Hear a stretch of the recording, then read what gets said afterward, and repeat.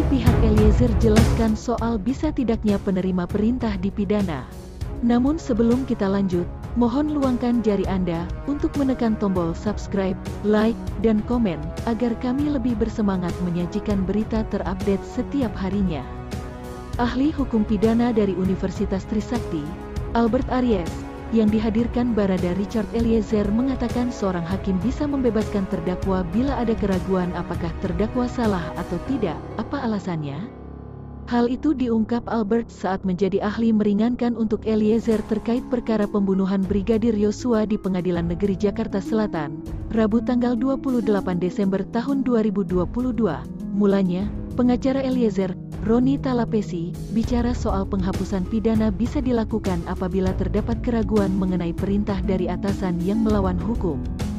Setelah menguraikan seluruh penjelasan yang ada, maka apabila masih terdapat keraguan mengenai elemen melawan hukum dalam pelaksanaan perintah jabatan tersebut bisa dihapuskan, dan apakah si penerima perintah yang melakukan perbuatan itu dapat dipersalahkan atau tidak, bagaimana hukum pidana dan hukum acara pidana memandang hal ini, tanya Roni dalam sidang.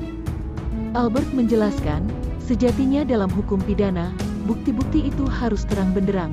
Bukti yang menunjukkan fakta harus betul-betul memiliki kekuatan pembuktian yang bisa meyakinkan majelis hakim.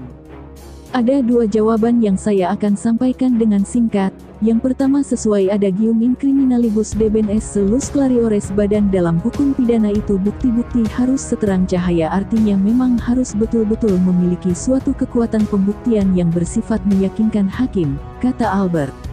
Albert lalu berbicara tentang pasal 138 KUHP yang menjelaskan bahwa hakim tidak boleh menjatuhkan pidana bila tidak ada dua alat bukti.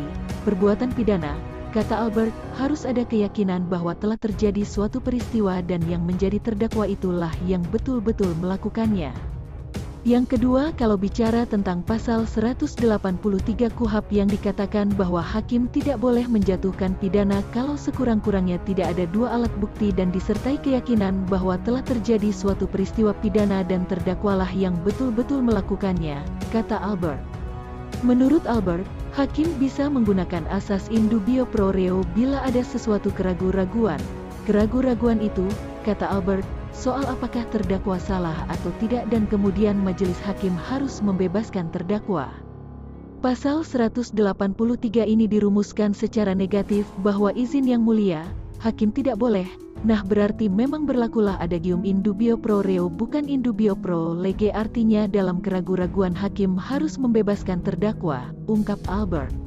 Apakah Eliezer memungkinkan terbebas dari pidana? Lebih lanjut, tim pengacara Eliezer juga bertanya terkait kemungkinan Eliezer terbebas dari pidana meski mengakui menembak Brigadir Yosua. Albert Aries kemudian menjelaskan tentang pasal 51 KUHP ayat 1. Bunyi pasalnya, orang yang melakukan perbuatan untuk melaksanakan perintah jabatan yang diberikan oleh penguasa yang berwenang, tidak boleh dipidana.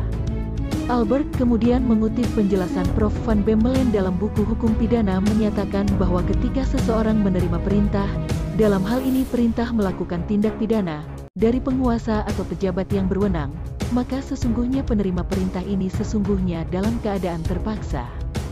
Kalau menurut Prof. Van Bemmelen, mohon izin, ketika seseorang menerima perintah jabatan dari penguasa atau pejabat yang berwenang, maka sesungguhnya Prof. Van Bemmelen dalam bukunya Hukum Pidana 1 mengatakan si penerima perintah ini sesungguhnya dalam keadaan terpaksa, kata Albert. Karena dia menghadapi konflik. Apa itu konfliknya? Adalah di satu sisi dia tidak boleh melakukan suatu tindak pidana dan kemungkinan kalau dia melakukan tindak pidana dapat dipidana, tapi di satu sisi ada perintah jabatan yang harus ditaati atau dilaksanakan oleh si penerima perintah tersebut, sambungnya. Karena itulah, kata Albert, ketika seseorang melakukan tindak pidana karena ada paksaan atau keadaan darurat, seseorang itu tidak bisa dimintai pertanggungjawaban pidana. Yang melakukan tindak pidana karena ada daya paksa atau overmah atau keadaan darurat nutwir itu juga tidak bisa dimintakan pertanggungjawaban pidana, ungkapnya. Eliezer didakwa lakukan pembunuhan berencana. Eliezer didakwa bersama-sama dengan Ferdi Sambo, Putri Chandrawati, Bribka Riki Rizal dan Kuat Ma'ruf melakukan pembunuhan berencana terhadap Brigadir N. Yosua Huta Barat. Eliezer disebut dengan sadar dan tanpa ragu menembak Yosua. Mereka yang melakukan, yang menyuruh melakukan, dan turut serta melakukan perbuatan, dengan sengaja dan dengan rencana terlebih dahulu merampas nyawa orang lain, ucap jaksa saat membacakan surat dakwaan dalam persidangan di Pengadilan Negeri Jakarta Selatan, Selasa tanggal 18 Oktober lalu. Eliezer didakwa melanggar pasal 340 KUHP subsider pasal 338 KUHP junto pasal 55 ayat 1 pertama KUHP. Itu saja yang dapat kami sampaikan. Jika ada salah kata mohon dimaafkan, karena kesalahan datang dari saya pribadi, yang tak luput dari salah dan dosa.